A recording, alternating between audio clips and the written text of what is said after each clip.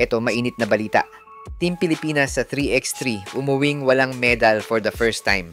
Ano kaya ang naging mali sa team ni na Angelo Kwame this year?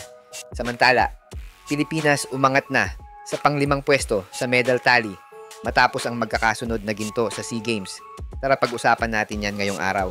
Siya nga pala mga idol sa mga naghahanap ng legit na Gilas jerseys at iba pang parapernalya ng Gilas. Pwede mong i-click yung product link sa gilid ng aking mga video at makikita mo na sa kanan ang lahat ng legit stores na nagbebenta ng mga high quality merch ng Gilas. Maraming salamat mga idol. Pero bago yan, like and subscribe lang mga kabady para sa latest basketball news and highlights. Very disappointing ang naging kampanya ng Team Pilipinas para sa 3x3 event matapos umuwing walang medalya ang men's at women division this year.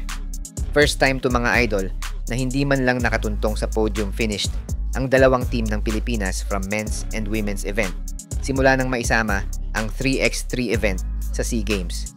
Matatandaan na parehas Gilas men and women team ng Pinas ang nag-champion sa 2019 edition kung saan inumpisahan ang event at hindi na nawala sa podium finished ang Pilipinas matapos nila maka-bronze last 2021 at silver naman last 2023. Kontra yan sa United States of Cambodia. Last SEA Games para sa men's at gold and silver medal naman para sa women's division.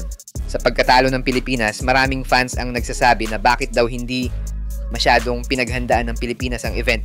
Well, para sa akin, dahil yan siguro sa paghihigpit ng Thai organizers kaya nahirapan ang SBP na bumuo ng team na dapat sana makakapasok man lang sa podium finish. Wala naman din dapat sisihin dahil merong Angelo Kwame tayong nakadeploy, which is advantage na yon para sa Pinas. I guess mas malakas lang talaga yung mga team na nakalaban ng Gilas sa 3x3 event this year. And siguro tama din yung iba na kulang sa height at skills ang team natin ngayon. Undersize si Pasaol, tapos kulang sa shooters or iba pa. Pero marami talagang factors yung pwedeng maging dahilan ng pagkatalo ng Pilipinas.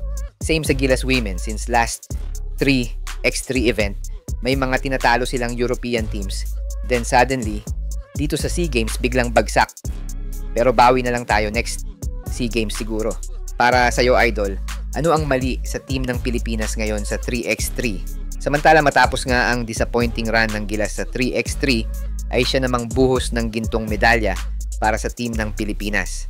Umakyat na sa ikalimang pwesto ang Pilipinas sa medal tally as of speaking with 5 gold, 7 silver at 21 bronze with a total of 33 medals para sa Team Pilipinas at umakyat sa ikalimang pwesto right behind Singapore.